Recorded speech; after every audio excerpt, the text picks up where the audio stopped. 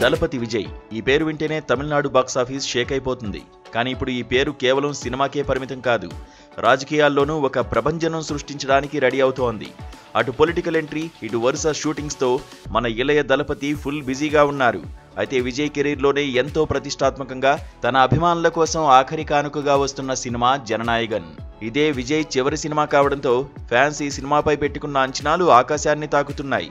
ఈ cinema promotions ను ఇండియాలోనే మునుపెన్నడూ చూడని రేంజ్ లో చేయాలని చిత్ర యూనిట్ భావించింది. కానీ ఇక్కడే అసలు ట్విస్ట్ మొదలైంది.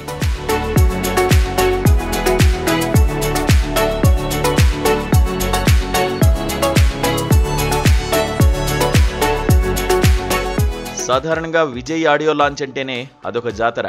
కానీ గత కొంతకాలంగా తమిళనాడులో విజయ్ ఈవెంట్స్ అంటేనే అధికారులకు చెమటలు పడుతున్నాయి. ఇటీవల కోరూరులో జరిగిన తొక్కిసలాట ఘటన, అంతకుముందు రోహిణి థియేటర్ దగ్గర జరిగిన ఘటన, ఇవన్నీ మనం చూశాం. విజయ్కు ఉన్న ఫాలోయింగ్ కి, అక్కడ వస్తున్న జనసంద్రానికి పర్మిషన్లు ఇవ్వడానికి పోలీసులు, ప్రభుత్వం వెనకడుగు వేస్తున్నాయి.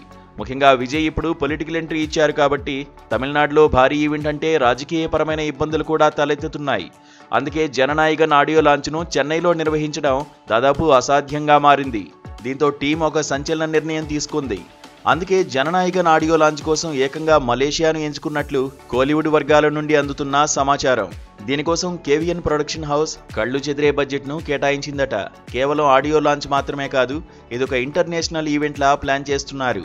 అక్కడ విజయ్కి ఉన్న క్రేజ్ గురించి కొత్తగా చెప్పాల్సిన పని లేదు. మలేషియాలో కూడా విజయ్ సినిమా రిలీజ్ అయితే ఫస్ట్ డే కలెక్షన్స్ చూసి అక్కడి లోకల్ స్టార్స్ కూడా షాక్ అవుతుంటారు. ఇక ఈ ఈవెంట్లో మరో బిగ్గెస్ట్ హైలైట్ ఉండబోతోంది. Music sensation rock star Anirudh Ravichander ఈ ఈవెంట్ కోసం ఒక స్పెషల్ ప్లాన్ చేశారట. ఇది విజయ్ చివరి సినిమా కాబట్టి ఆయన కెరీర్లోని సూపర్ హిట్ సాంగ్స్ అన్నిటినీ కలిపి అనిరుద్ధ్ లైవ్ పర్ఫార్మెన్స్ ఇవ్వబోతున్నారట. మలేషియాలో ఉన్న భారీ fan base, Anirudh music magic మరియు విజయ్ లాస్ట్ మూవీ ఎమోషన్ ఇవన్నీ కలిపి జననాయగన్ ఆడియో లాంచ్ను చరిత్రలో నిలిచిపోయేలా చేయబోతున్నాయి. త్వరలోనే దీనికి సంబంధించిన అధికారిక ప్రకటన వచ్చే అవకాశం ఉంది.